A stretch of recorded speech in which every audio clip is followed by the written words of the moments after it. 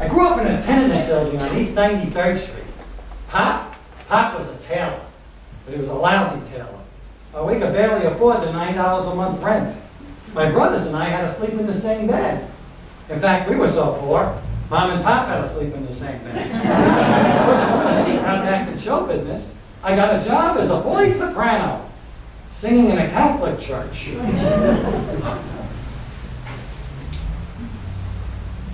Ave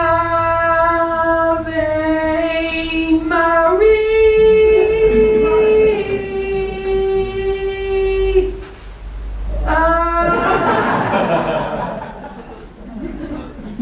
And my father always wanted me to sing in a synagogue, but we could never come up with the money to join. Yeah, Pop was always disappointed that we couldn't afford to be Jewish. Me? Well, I was the grouch. I was the one that had to make sure everybody got to the theater on time, and that Chico didn't make off with the weekly tape to the nearest racetrack. So that's when Julius became Groucho!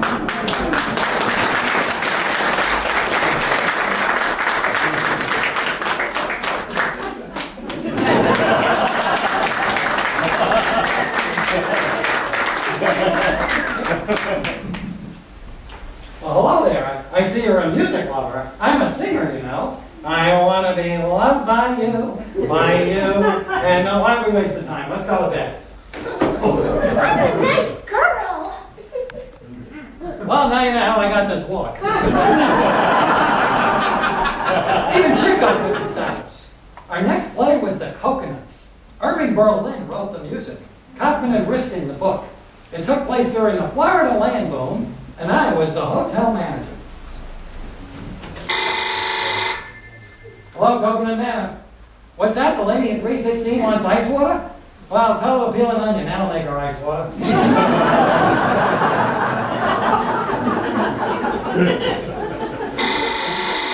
Hello, Coconut Nana.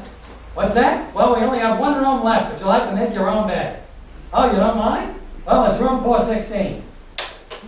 Hello, housekeeping? Go up to room 416. Bring a hammer, some nails, and some wood.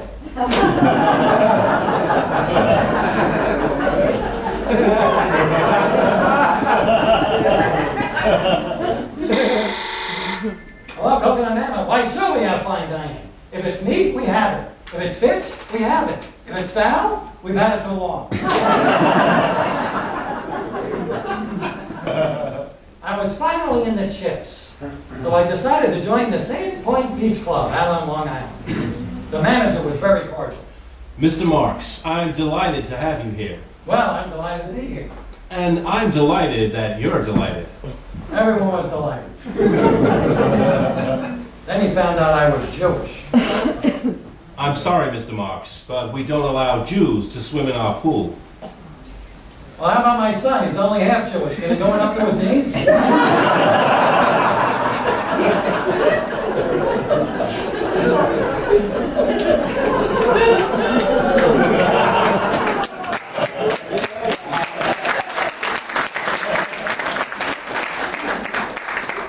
Well, a good laugh was had by all, but we didn't get into the club.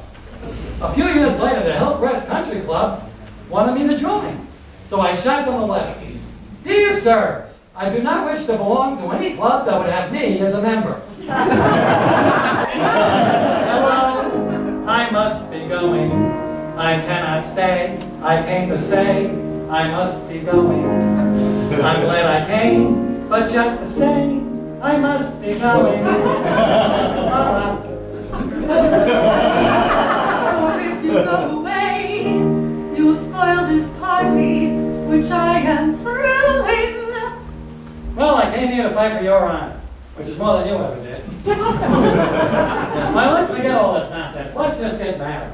But Captain, you're already married. That would be bigamy. Why, sure, it'd be big of me. It'd be big of me, big of you, big of all of us. Let's be big for a change. Why, I'm tired of these conventional marriages, just two people. Maybe that was good enough for your grandmother, but who wants to marry your grandmother? Nobody. Not even your grandfather. Like, I see us married and you bending over a hot stove. Only I can't see the stove.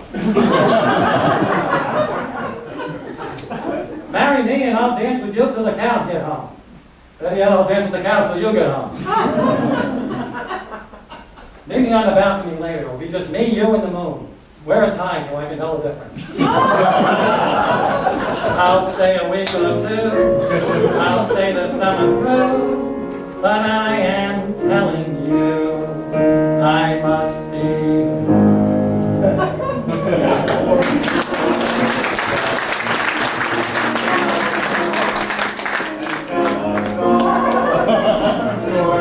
So glowing. I'll do anything you say. In fact, I'll even stay.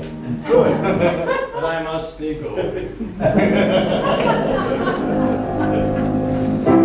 There's something that I have to say, that he's too modest to delay. The captain is a moral man. Sometimes he finds it trying. I never take a drink unless somebody's buying. The captain is a very moral man. If he hears something obscene, he'll naturally repel it. I hate a dirty joke, I do, unless it's told by someone who knows how to tell it. The captain is a very moral man. Hooray, the captain's falling, the African is born. It's not my Polish Nora. Hooray, hooray, hooray. He went into the jungle where all the monkeys throw nuts. If I stay here, I'll go nuts. Hooray, hooray, hooray. He put all his reliance in courage and defiance and risked his life for science.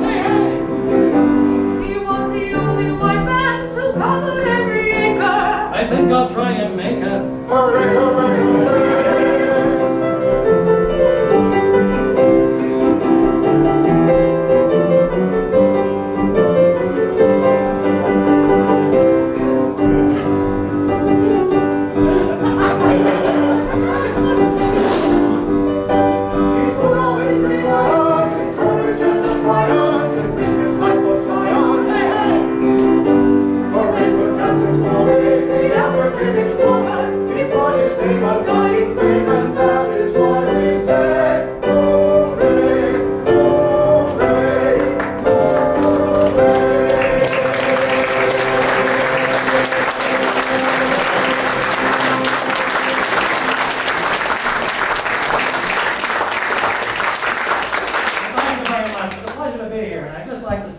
Hooray for Captain Smalley, he never gets more. He brought his name a dying thing, that is why we said, hooray, hooray,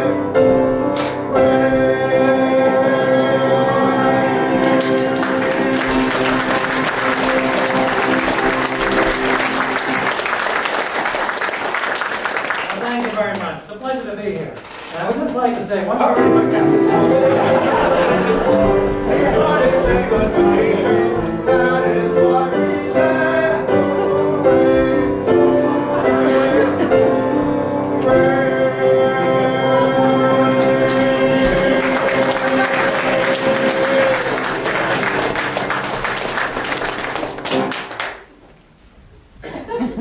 Well, it's a pleasure to be here, and I'd just like to say, all right, my captain's ball, thank you. Well, somebody's got to do it. Hey boss, I heard you just got back from Africa. Yes, and safari's so good.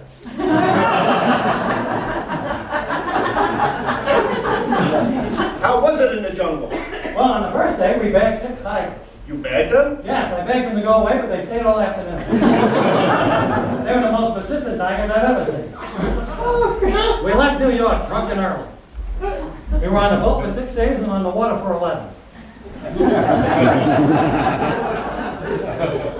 were in the jungle for 3 weeks. The first morning, we were up at 6 a.m. We had breakfast at 6:30, and we were back in bed by 7. Eventually, we got so good at this, we were back in bed by 6:45.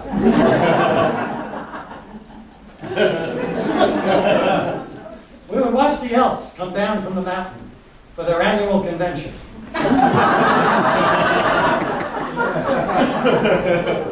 They would all meet at the water hole. You should have seen how angry they were when they saw there was water in the hole. What they were really looking for was the alcohol.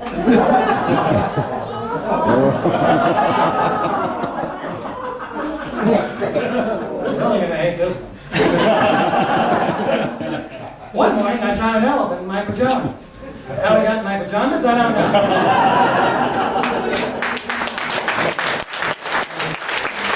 What, you heard that one? That's a tougher one, all right. Yeah, it's irrelevant. Hey, boss, did you take any pictures of the native girls? Yes, but they weren't developed, so we're going back again next week.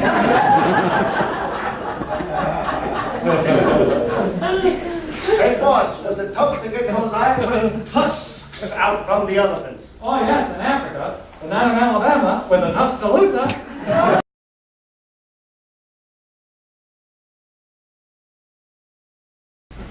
Ruth had a lot of problems with our marriage, and they were all called me. And I say that lightly now, but at the time I took it pretty hard.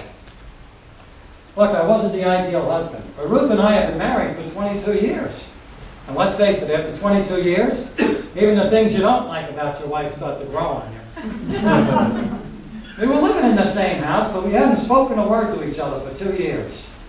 This gave me the feeling that maybe we were drifting apart.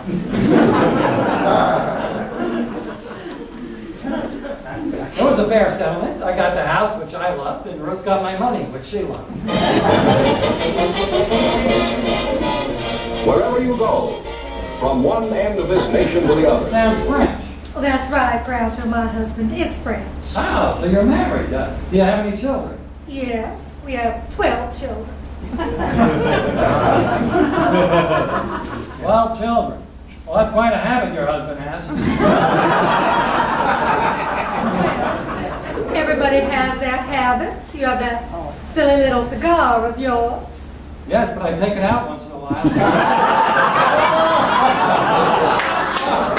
There's an old story about a man who lived a perfect life.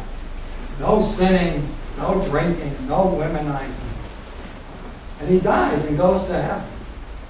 And because he lived such an exemplary life, he gets to have dinner with God. So he's sitting down at this magnificent table, just him and God. And all he's got in front of him is a stalk of celery and a glass of tomato juice. Well, he looks over the side of the table and he can see hell. You see, from heaven you can see hell. You can see everything from heaven. Even hobo. Well, he looks down in hell and they're eating filet mignon and lobster tails and baked Alaska and drinking goblets of wine. They're burning up, but they're eating dry.